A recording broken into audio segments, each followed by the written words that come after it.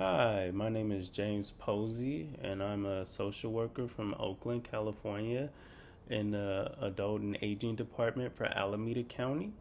I work as an IHSS social worker, so I specialize in reassessments for services to basically get a basic evaluation of who needs more hours, as far as support in home versus needing less hours while they're at home and engaging in support.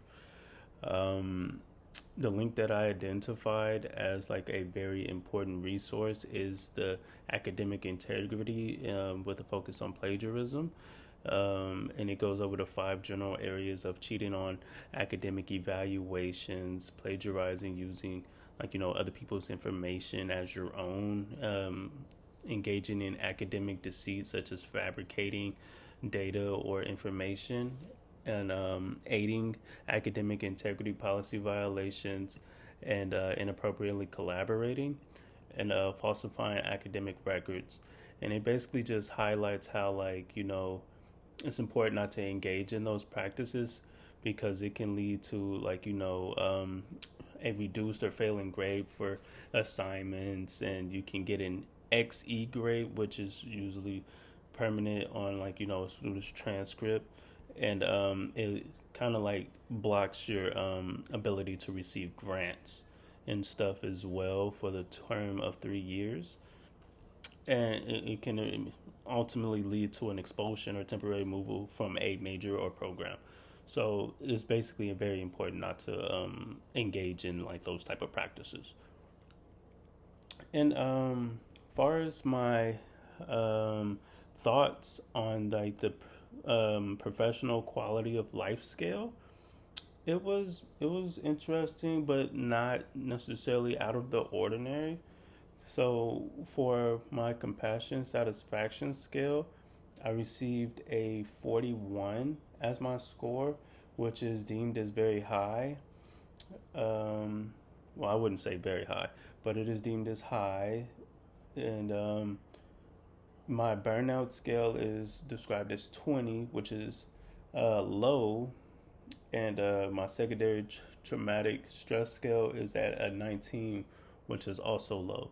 So basically, I show high levels of compassion, which is because I view myself as a natural humanitarian. I genuinely love helping people. It's like a part of my everyday life. I try to find different ways to help other people and connect with them on a real life person to person scale, not just some person that's just applying services to them or supplying them with services. I actually try to genuinely connect with them on a level where it's I feel what they're going through, and I kind of want to be an aid to be to do that. And far as my burnout scale being at 20, I try to engage in a lot of kind of self care. Well, no, it is self care, and engage in a lot of self care activities such as working out, spending time with family, playing video games sometimes when I do have the time.